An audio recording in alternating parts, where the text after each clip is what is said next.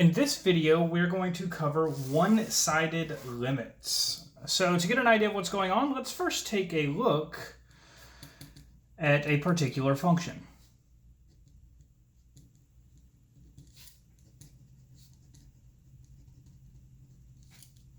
And this function is f of x is equal to the absolute value of x over x. Notice that if x is positive, then the absolute value of x over x is just equal to x over x, which is positive 1. And if x is negative, then the absolute value of x over x is equal to negative x over x, which is negative 1. So another way to write f of x here is the piecewise function negative 1 if x is less than 0 and positive 1 if x is equal or greater than 0. And let's draw this function real quick.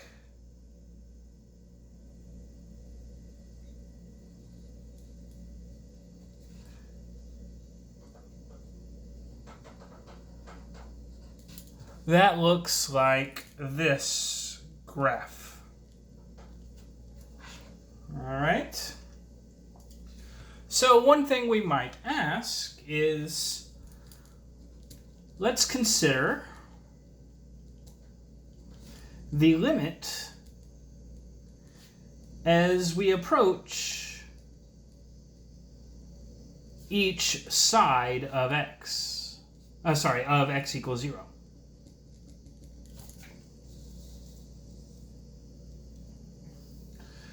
Right? If we look at the right-hand limit, so if we approach 0 from the right side, so again here, if we're approaching a value, I would kind of like to draw a dotted vertical line here to say, let's run along the graph until we get to this dotted vertical line. So I'm running along the graph here, and notice that as I get really close to x equals 0 from the right-hand side, our value approaches 1. Positive 1. So the right-hand limit as we approach the value x equals 0 from the right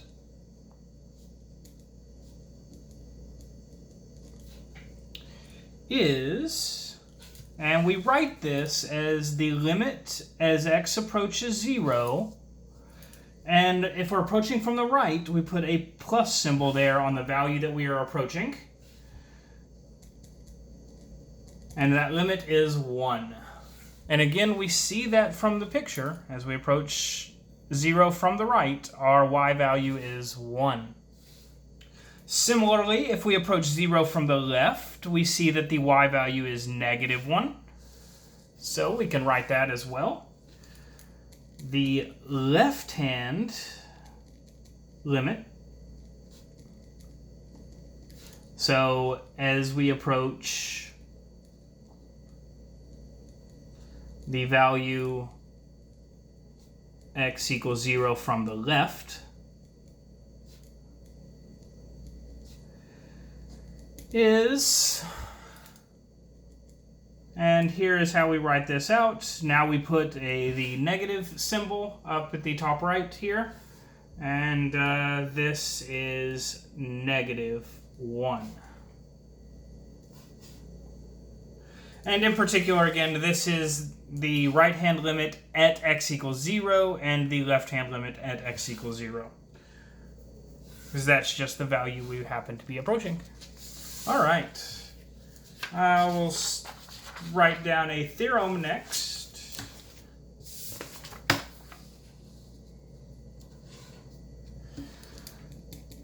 That will be important to tie all of this information together.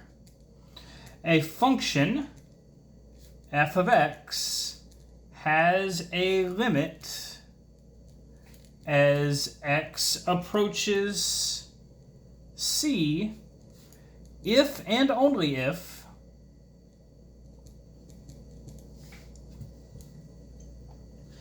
it has a left-hand limit and a right-hand limit, and moreover, those limits are equal.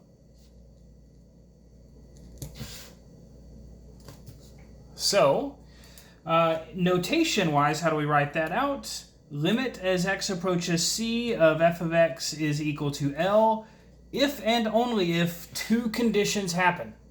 And those two conditions are that the limit as x approaches c from the left, so our left-hand limit, is equal to L, and our right-hand limit is equal to L.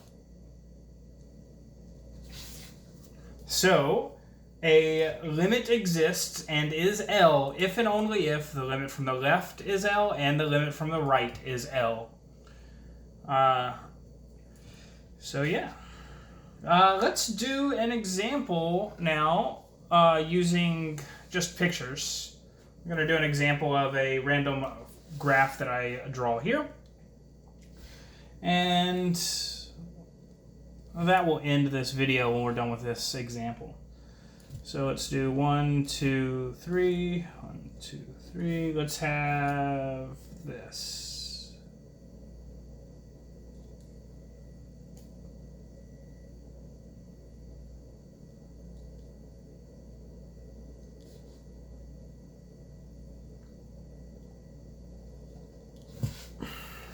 Okay.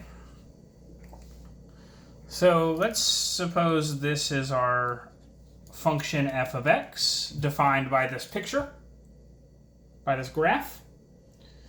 And let's ask a few questions.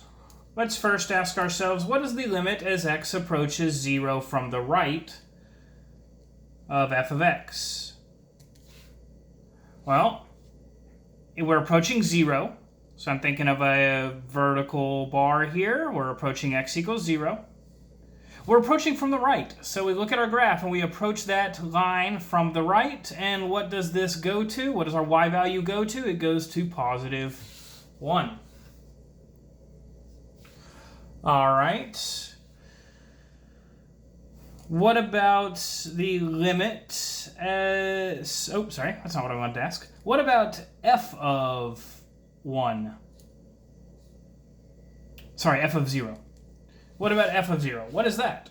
Well, what is our value at x equals 0? Well, the y value is 1, so we get 1 again. All right, let's ask several questions about x equals positive 1.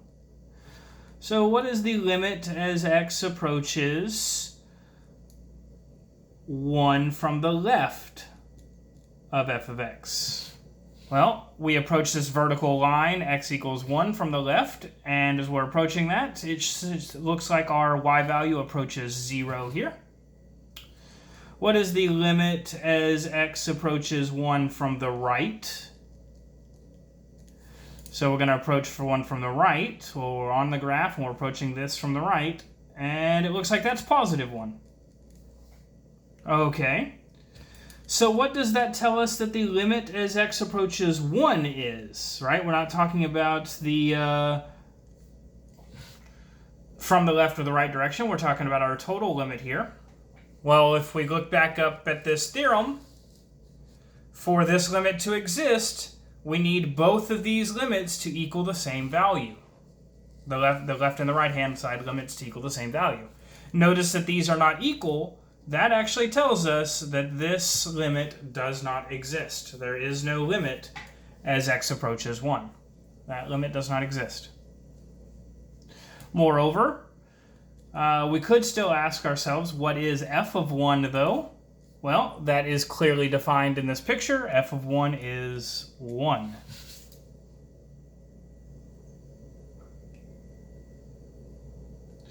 All right, well, we could ask similar questions here. What is the limit as x approaches 2 from the left?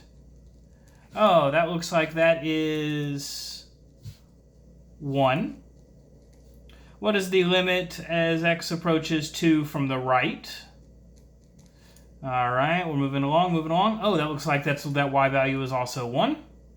What is f of 2, though? So what is the function evaluated at 2? Well, this is an open circle here, and our point is filled in here, so this is actually 2.